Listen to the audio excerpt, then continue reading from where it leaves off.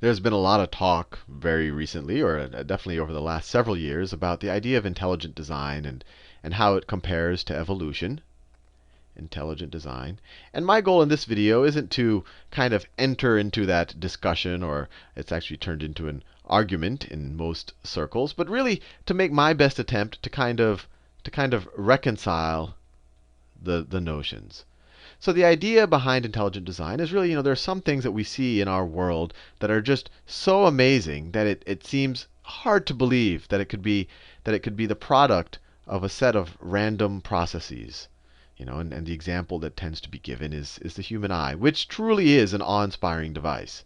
Whatever you could call it, an organ or a machine, whatever you want to call it. I mean, it does all of these amazing things. It can focus at different lengths. You have, it brings the eye, the light into focus at just the right spot, and then you have your retinal nerves, and you have two eyes, and so you can see in stereoscopic vision, and you can see in colors, and then you can adjust to light and dark. So the human eye truly is awe-inspiring, and the argument tends to go that, look, how can this be created from random processes? And the goal of this isn't to kind of trace the evolution of the eye, but I'll do a little side note here that evolution is and natural selection, and I like the word natural selection more because it's not talking about a active process.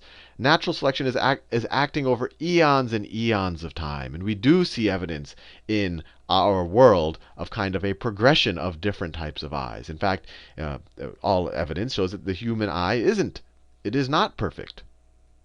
It's not perfect, and that there is variation.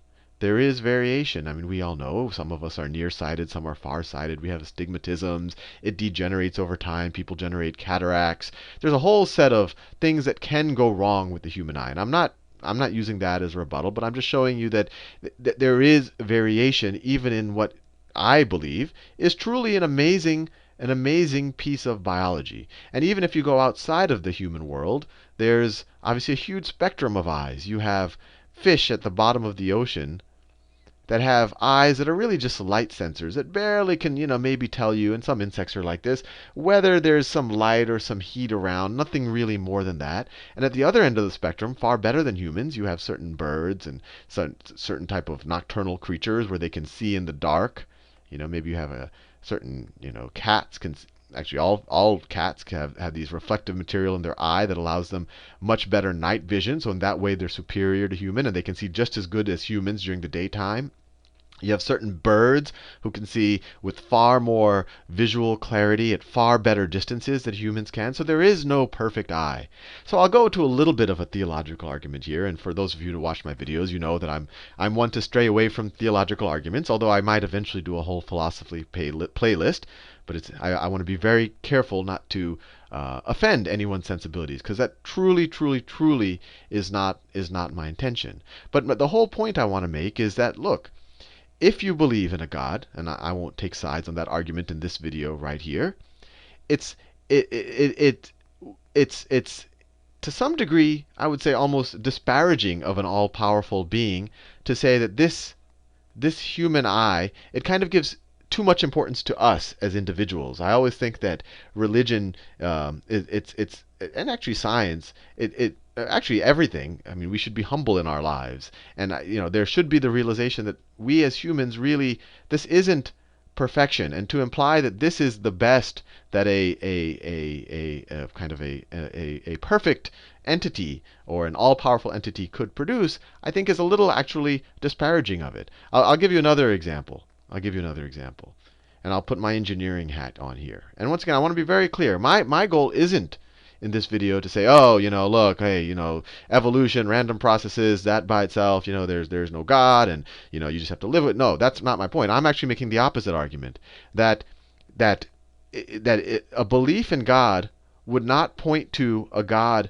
who a belief in a universal, all-powerful God would not point to a God who designs the particular, who designs each particular. And even more, the imperfections that we see around us would, and especially because we see variation and they're being selected for. I mean, we can't just focus on the eye. We would have to focus on viruses and cancers, and it would have to speak to a God that is designing, one-off every version of every sequence of DNA that we see. Because if someone talks about designing an eye, we know that the eye is the byproduct of DNA. And we know that DNA is a sequence of of base pairs, A, T, G, C, A, and billions and billions of them. And so when we talk about design, we would be talking literally about designing this sequence. And we even know that a lot of the sequence, there's some noise in there. We know that a lot of it comes from primitive viruses deep in our past. So the argument I'm making here is that if, in order to give credit to the all-powerful, at least to my mind, a system that comes from very simple and elegant basic ideas. Simple and elegant basic ideas like natural selection and variations that in our DNA, those we call those mutations. But an idea and the laws of physics and chemistry and those from that simple and elegant basic ideas for complexity to emerge. So this is one idea, and this is what really evolution speaks to. That look, our universe is this profound world, this profound environment, where from these very basic, simple, beautiful ideas, we have this complexity and the structure that is truly, truly, truly awe-inspiring. This is, in my mind, what evolution speaks to. And in my mind, even as an engineer, this speaks to a higher form of design. This speaks to a more profound design. More profound design.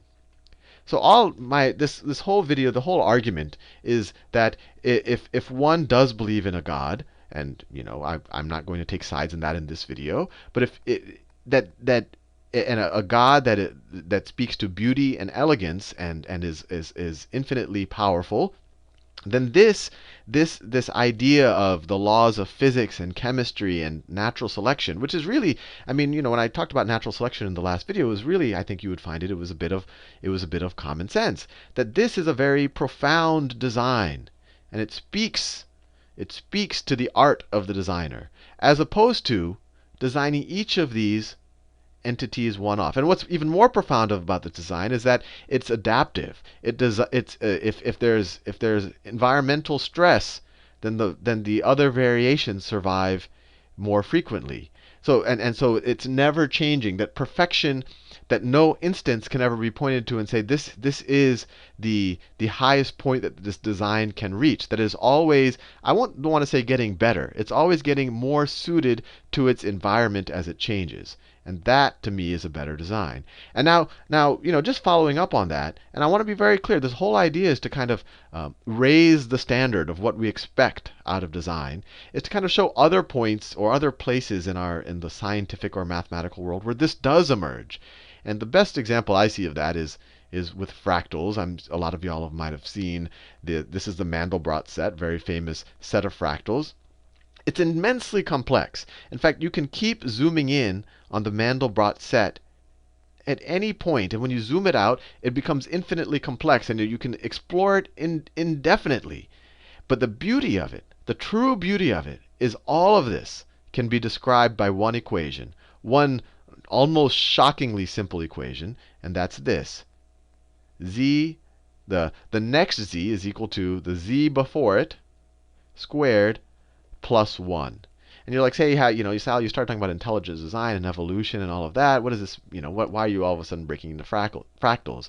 And the point I'm trying to make here is that if I had two designers and one set out to go and paint this exact particular fractal, and say, I'm going to make this brown, and I'm going to make this blue, and I'm going to make this a circle with other circles, and you would say this is an amazing painter. For example, if before people knew, if you were to go to someone 300 years ago and you were to show them this, they would say that this is the finest design that anyone might have ever been able to devise because it's so infinitely complex. But now we know that this can be completely described by this simple equation, literally. For those of you who are interested, all they're doing, this is a complex plane, and they're starting at 0. Not plus 1, plus c. Let me make that very clear. This is the equation, plus c. So for every point on the complex plane, you put that point in for the number for c, and then you start with 0. and you keep doing this. So you say 0 squared plus that number, that complex number is equal to that. And then you put that in here, and then you do that number squared plus that complex number, and you do it again. You do it over and over and over. So it turns out that some numbers don't go to infinity, and those numbers are in black. They're considered part of the Mandelbrot set. And then the numbers that do go to infinity, as you iterate on this formula, you color it based on how fast it goes to infinity. And it creates this enormous, this infinitely beautiful and complex pattern. Now, if you were to say, what is a more profound design? And you could ask any engineer this. In my mind, this is the most profound design, because it's simple and elegant, but it describes something of infinite complexity.